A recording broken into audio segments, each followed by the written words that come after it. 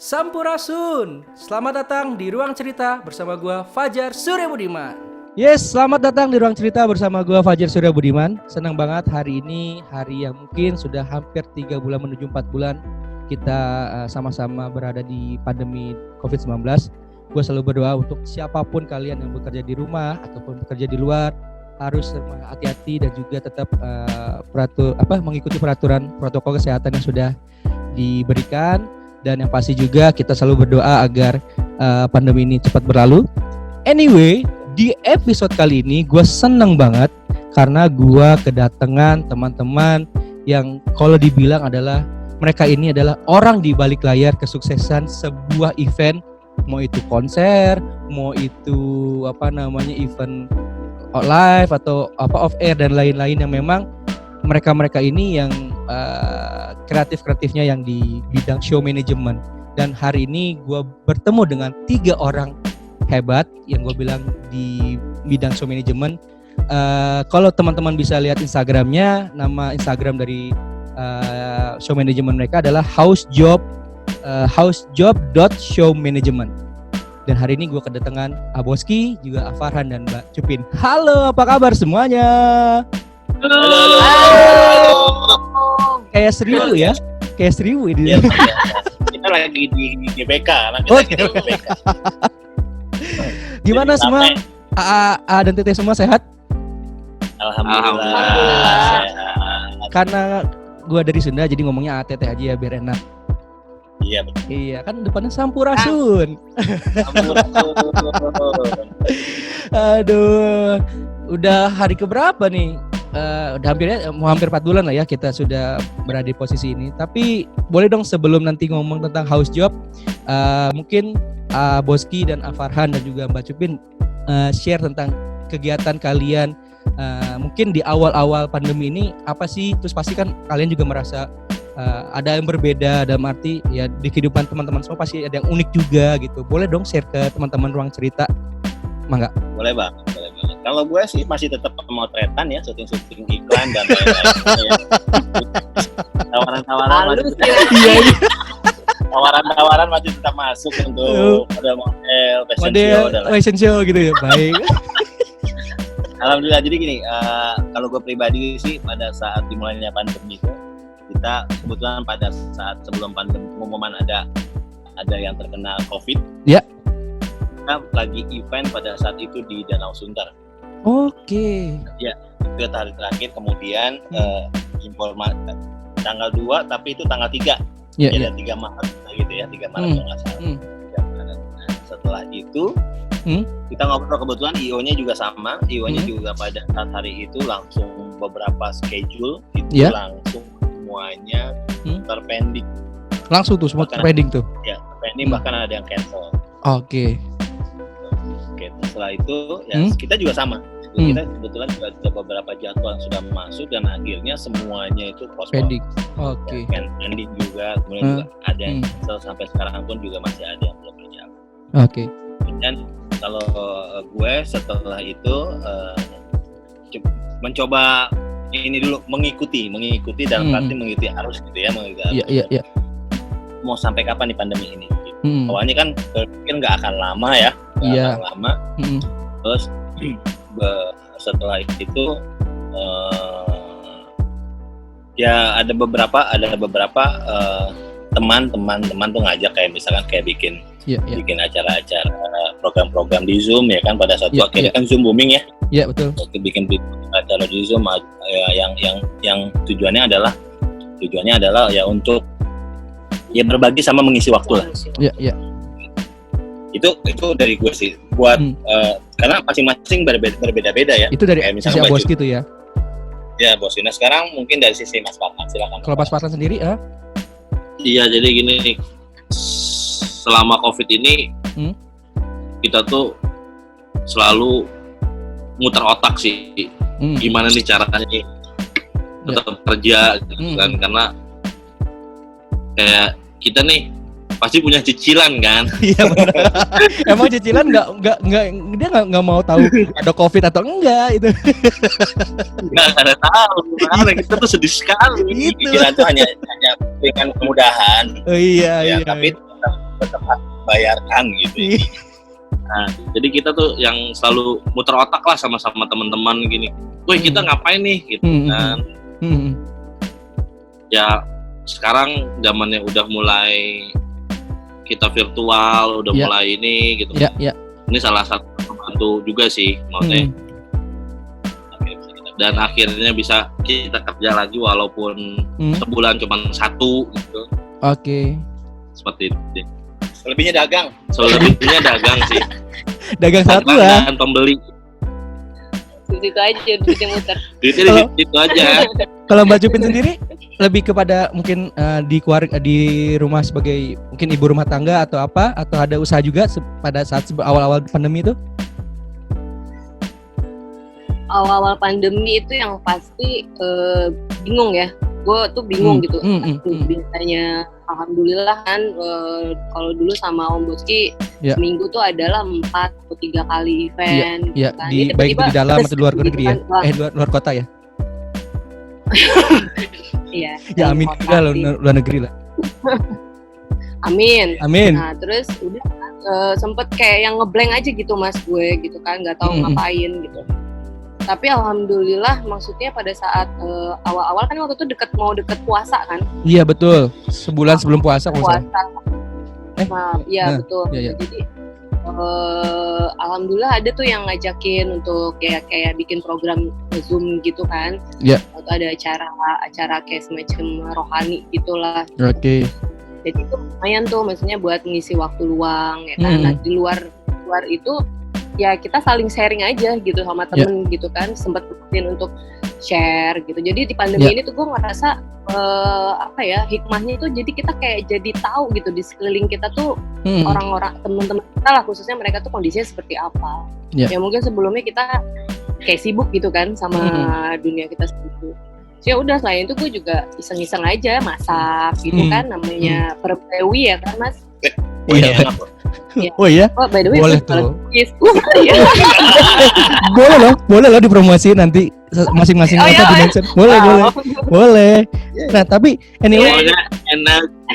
Endolita loh. Endolita. Gue juga sama, jualan juga jadi gitu. Ya Om Boski gitu, Aang, gue sendiri juga mencoba untuk muter otak dengan cara berdagang karena kita kan nggak tahu nih pandemi ini terus sampai kapan berlangsung. Event ini juga apakah akan stabil seperti dulu lagi gitu kan.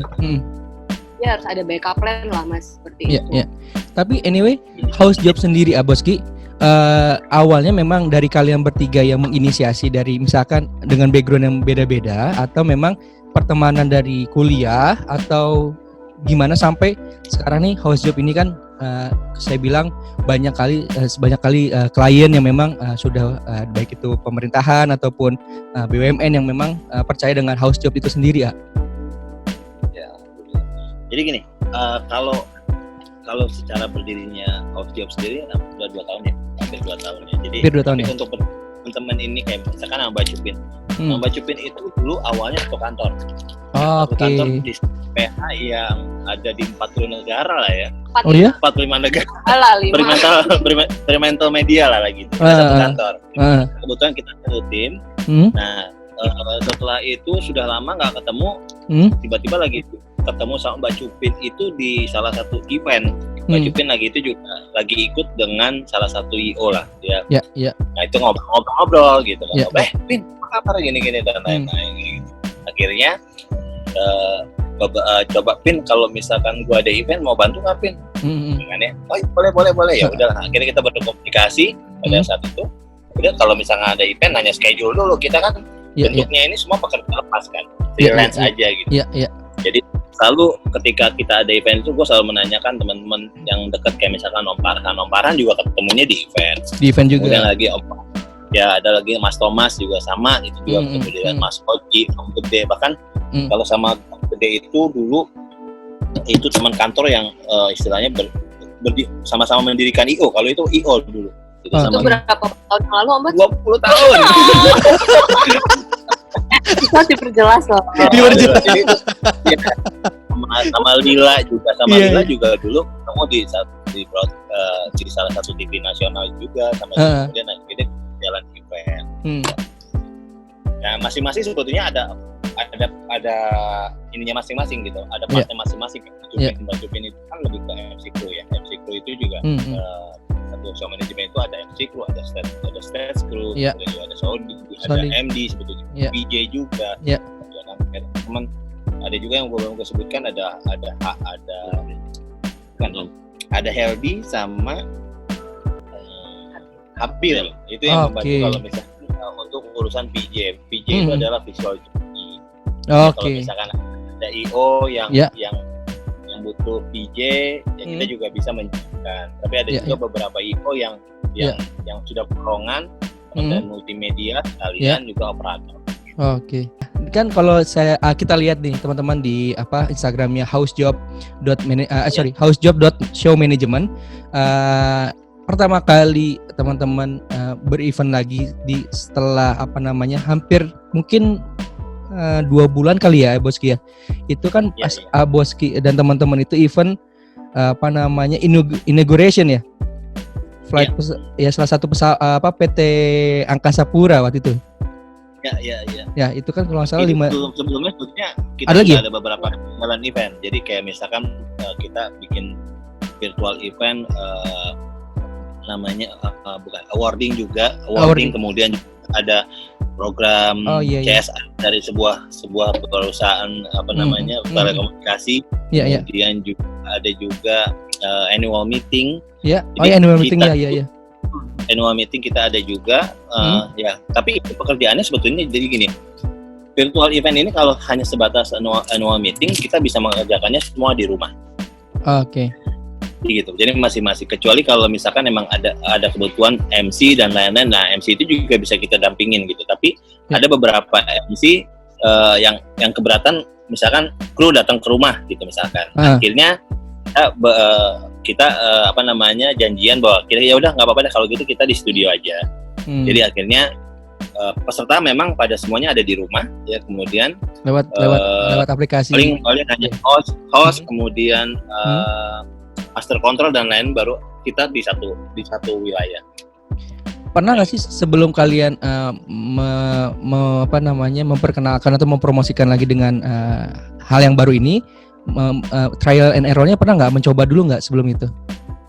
Nah, itu sebetulnya yang pada saat mulanya terjadinya pandemi ini. Tadi gue bilang cerita di awal. Jadi gue tuh diajak sama teman gue namanya Mas Doni. Mas Doni itu. Mas Doni itu dia memang expert di bidang multimedia ya. Kemudian dia tuh juga akhirnya ngulik Zoom. Ngulik. Jadi gini aja, perumpamannya adalah tayangan televisi yang kita tayangkan di platform Zoom. Jadi kita buatin bumpernya lah. Jadi ada bumper, kemudian ada pokoknya standar TV lah. Standar TV lah ya. Jadi kita aplikasikan melalui platform Zoom ini. Cuman emang ada kelemahannya ya. Kelemahannya adalah memang kita sangat sekali bergantung sama namanya koneksi internet. Betul, itu adalah istilahnya Tuhan untuk virtual event ini. Gitu. Kan kemudian juga memang secara peralatan juga kita kan bukan peralatan standar broadcast gitu ya. Jadi memang kalau misalkan secara mau perpindahan gambar dan lain-lain itu kita mesti search masing-masing source. Tidak semudah kayak kita televisi. Ada switch yang ke kiri ke kanan, atau misalkan mau kita buat window to window kita sudah bisa siapkan. Walaupun di sini kita siapkan, tapi kita tetap harus mencari. Dia sih gitu Pak Fajar.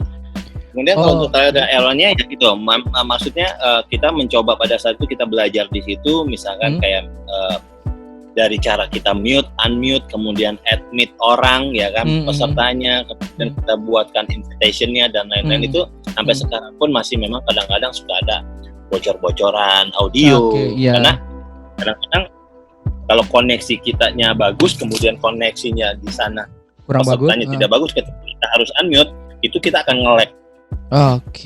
Jadi sebenarnya kita udah buka, tapi di sananya masih ternyata itu adalah permasalahan di koneksi. Makanya untuk virtual event ini yang paling utama adalah koneksi. Ya, itunya Tuhannya lah ya, koneksi itulah ya. Nah, koneksi internet. Boleh dong mungkin Mas Farhan atau Mbak Cupin cerita awal mula teman-teman nih dapat kesempatan virtual press conference yang salah satunya adalah kliennya adalah Aksa Mandiri dan juga Aksen Finansial. Nah, itu gimana tuh proses meyakinkan klien itu pada saat oke, gue bisa nih meyakinkan lu. Dan kalau teman-teman lihat juga di Instagram itu keren banget sih. Maksudnya cuplikan teasernya tuh jadi si narasumber ada backgroundnya, terus kemudian memang ada diarahkan dan lain-lainnya, terus kemudian audiens dan lain-lainnya itu. Boleh dong Mbak cerita Mas Farhan atau Mbak Cupin tentang klien itu yang Aksa Mandiri? Boleh diulang nggak? Tadi ada tamu punten pertanyaan. Oke. Nah, aku lagi ya. Oke, jadi teman-teman kalian bisa lihat di housejob.management housejob.showmanagement kan klien terakhir kalian adalah kan Aksa Mandiri, yang dimana teman-teman melakukan virtual press conference. Nah, itu ceritain dong bagaimana kalian meyakinkan mereka bahwa oke, gua adalah orang yang tepat untuk melaksanakan kegiatan lo ini. Gimana sih? Boleh dong cerita Mas, Mbak? Oke, dari Farhan dulu ya. Ya, boleh. Jadi gini, untuk kemarin itu kita banyak banget trouble-nya karena kita kan kemarin tuh virtualnya sama salah satu pemerintahan lah, kita kementerian apa gitu lah ya, kita nggak usah sebut. Kan kita di sini kan perlu banget komunikasi sama mereka nih. Iya.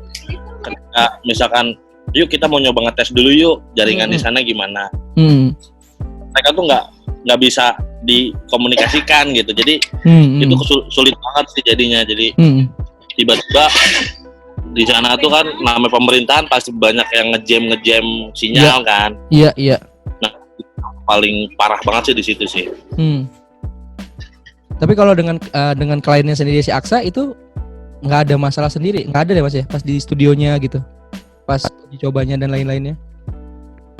Kalau di kita sih nggak masalah sih, cuman trialnya karena itu aja sih, kemarin ada sempat jaringan putus karena koneksi. Iya, balik lagi sih Mas ke si Tuhan event virtual ini kan koneksi.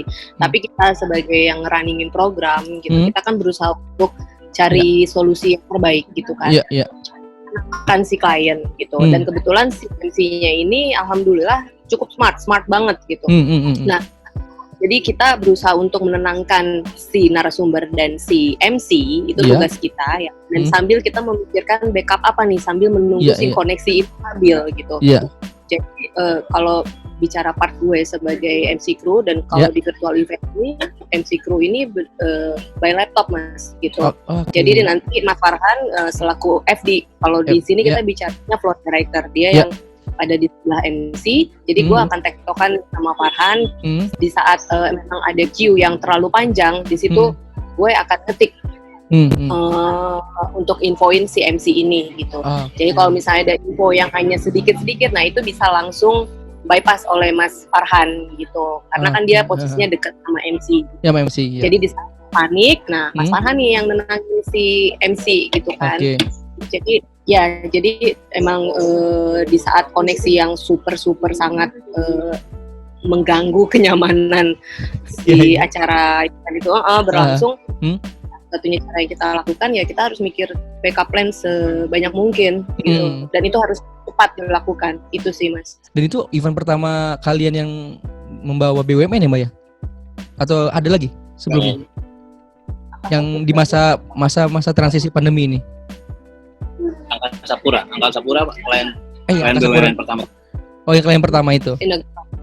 Nah, even sampai di dua klien ini pasti kan yang memang kendala pertama kan adalah jaringan ya, Aboski.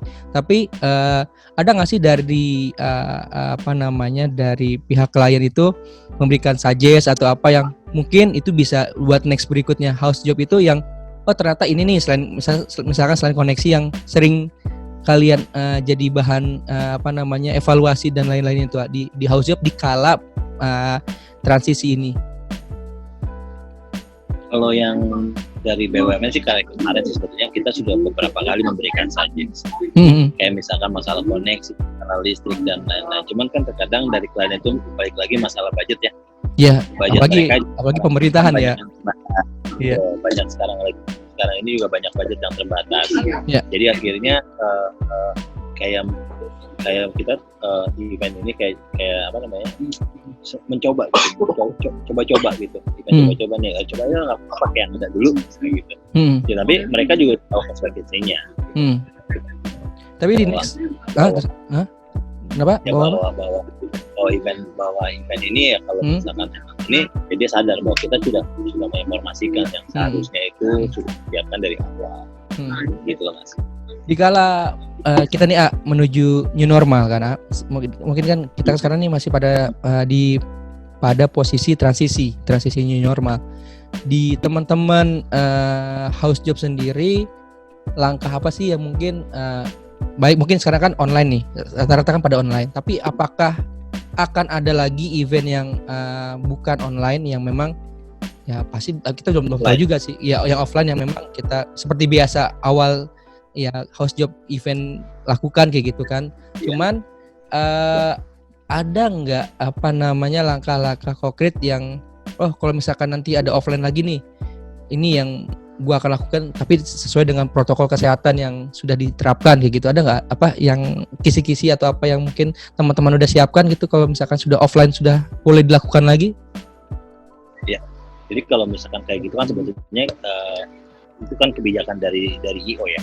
Kalau kita kan di bawah IO gitu. Tapi biasanya sih kita berharap memang event offline ini segera bisa lagi ya. Sebenarnya itu kan tergantung kebijakan dari pemerintah. Ketika pemerintah bahwa kita sudah bisa membuat izin keramaian lagi, ya kan, dengan protokol yang sudah ada, kita bisa berjalan lagi untuk offline. Gitu. Kita sih berharapnya event offline ya harus berjalan terus gitu kan, karena kalau event virtual ini memang tidak banyak bisa melibatkan orang.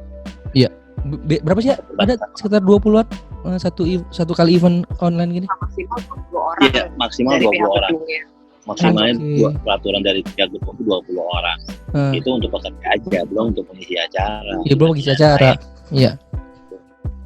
Nah, kalau misalkan ini, jadi kalau untuk tips-tips untuk sementara ini ya, kita tuh benar-benar harus beradaptasi gitu. Beradaptasi dan kita harus belajar ya, harus belajar untuk mengikuti yang terjadi pada saat ini gitu. Jadi kita jangan menyerah dengan keadaan. Gitu, walaupun misalkan kita nggak bisa ngajak orang bekerja banyak gitu, tapi palingan plannya adalah kita berganti-gantian. Syukur-syukur kalau kebutuhannya juga pada saat satu hari kita bisa 2 event, jadi kita bisa melibatkan semuanya teman-teman yang ada di AWS Manajemen. Terus juga ya pokoknya intinya gitu sih, maksudnya kita harus beradaptasi untuk di masa seperti ini. Nah, ngomongin tadi kata Abos kita tentang beradaptasi, kita coba ngomongin dulu tentang tadi kan di kala pandemi awal-awal ini kan teman-teman semua berbuka usaha lah kayak gitu kan. Tadi boleh dong di-mention satu-satu kalau dari Abotski jualannya apa. Jadi kan nanti kita bisa kita mention juga di ininya. Benar enggak? Kan itu boleh. Ini kan saling menguntungkan. Benar, ini salah satu ya benar. Sama-sama. Kalau gue pribadi, kebetulan istri punya usaha namanya Salad Buah Ibu Rini. Salad Buah kakek Ibu Rini. Ibu Rini. Berarti @salad buah Ibu Rini. Ya kalau gue salad Ibu Rini. Kalau Mas Farhan ini usahanya ada jus. Banyak apa aja. Kalau saya banyak. Enggak sebut. Apa aja. Ya. Gue hari ini habis beli madunya dia jual madu Baduy kan. Oh iya? Tapi dia belum beli cookies gue.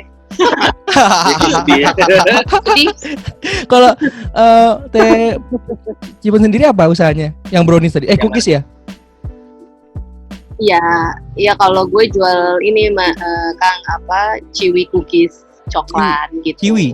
Ada Instagramnya? Karena itu kan Ciwi. Kenapa? Ada Instagramnya? Enggak.